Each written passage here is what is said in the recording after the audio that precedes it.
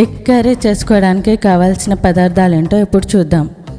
ముందుగా eggs 4, bell pepper లేదా capsicum 2 medium size, small onions 8, carrot 1, 3 టమాటాలు.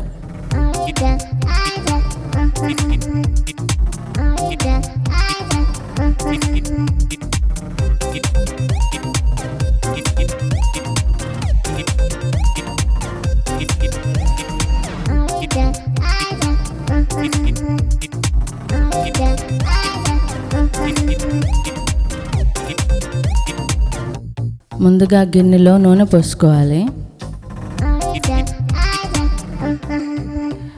తాలింపు గింజలు వేసుకుందాం.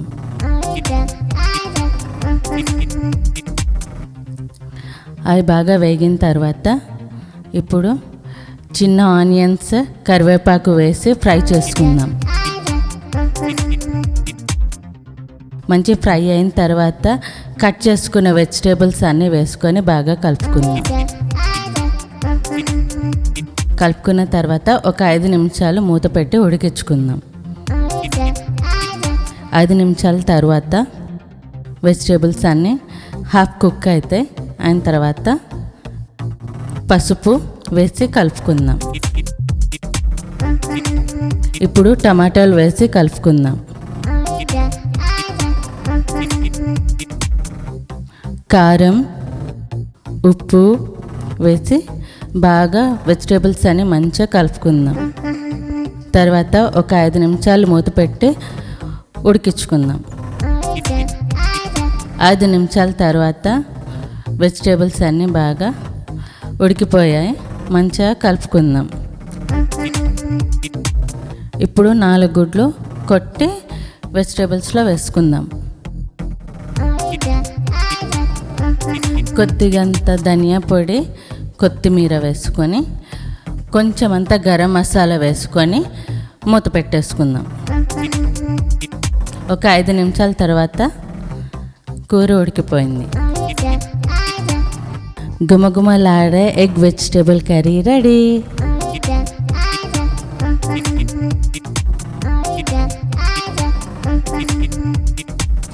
చూడండి, చాలా కలర్ఫుల్గా ఉంది. అరోమా కూడా చాలా చాలా బాగుంది. తింటే చాలా యమ్మీగా ఉంటుంది. పిల్లలు కానీ పెద్దలు కానీ చాలా ఇష్టంగా తింటారు. ఈ కర్రీ చపాతీలోకి కానీ అన్నంలోకి కానీ చాలా బాగుంటుంది. లంచ్ బాక్స్కి కానీ టిఫిన్ బాక్స్కి కానీ ఈజీగా, తొందరగా, క్విక్గా రెడీ చేసుకోవచ్చు. ఈ కర్రీ బ్యాచిలర్స్కి బాగా ఉపయోగపడుతుంది. తొందరగా 10 నిమిషాల్లో రెడీ చేసుకోవచ్చు.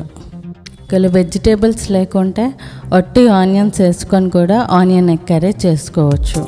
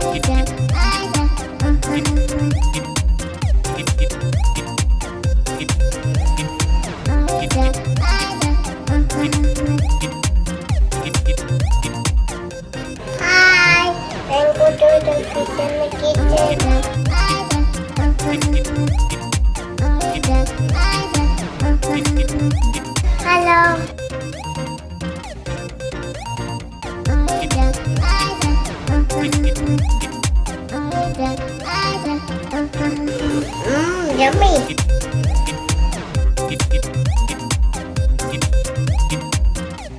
It's good, yummy.